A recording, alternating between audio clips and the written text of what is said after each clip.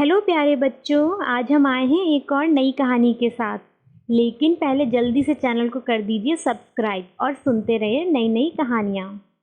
आज हम लेकर आए हैं बैल के दूध की कहानी। बीरबल की चतुराई के बारे में तो सब कोई जानता ही है।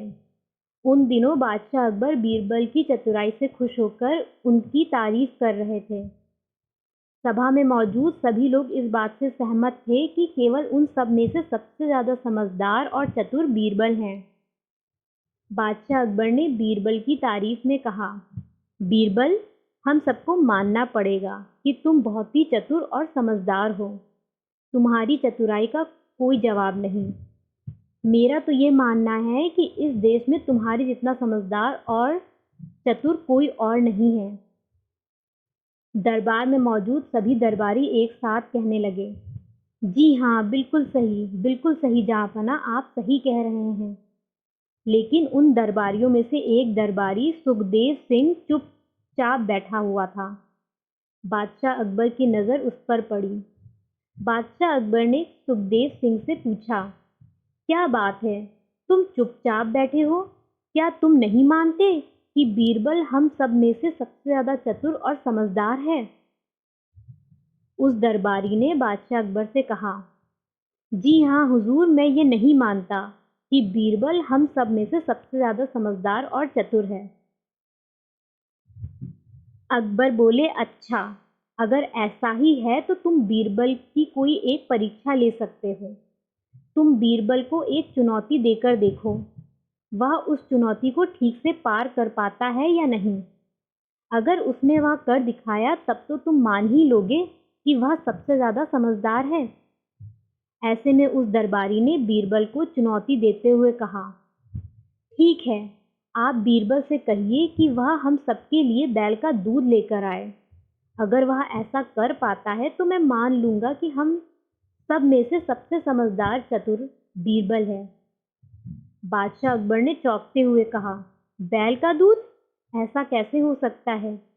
बैल का दूध भला कोई कैसे लेकर आ सकता है? सुखदेव सिंह ने बादशाह अकबर से कहा, अगर बीरबल चतुर है तो वह बैल का दूध जरूर लेकर आ सकता है। आप उससे यह चुनौती स्वीकार करने को कहिए। ऐसे में बादशाह अकबर ने बीरबल को यह चुनौती स्वीकार करने को कहा और बीरबल ने भी चुनौती खुशी खुशी स्वीकार कर ली। इसके बाद बीरबल ने बादशाह अकबर से कहा, हुजूर, मैं बैल का दूध कल ही आप लोगों के सामने लेकर आऊँगा।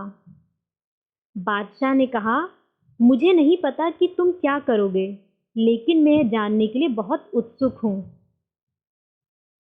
इसके बाद सब दरबार से चले गए और फिर जैसे ही रात का समय हुआ, बादशाह अकबर अपने बिस्तर पर सोने चले गए। बादशाह अकबर गहरी नींद पर थे कि तभी अचानक एक आवाज़ उनके कानों तक पहुंची। थप थप थप थप। वह आवाज़ उन्हें परेशान करने लगी।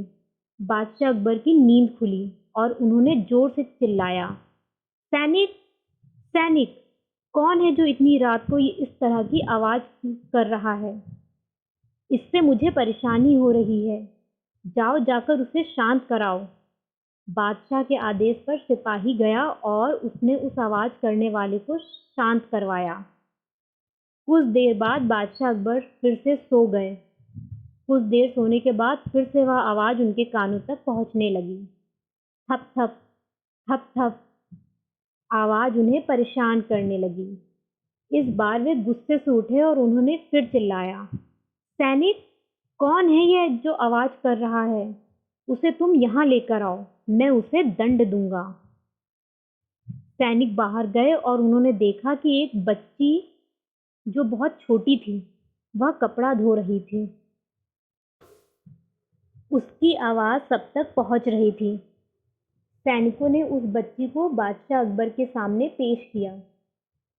बादशाह अकबर ने उस बच्ची से पूछा, क्या बात है, तुम इतनी रात में इतना हल्ला क्यों कर रही हो?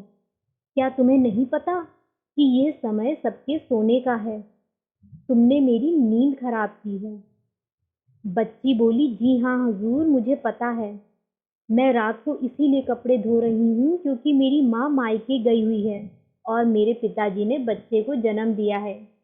इसीलिए मुझे तुरंत कपड़े धोने के लिए यहाँ आना पड़ा।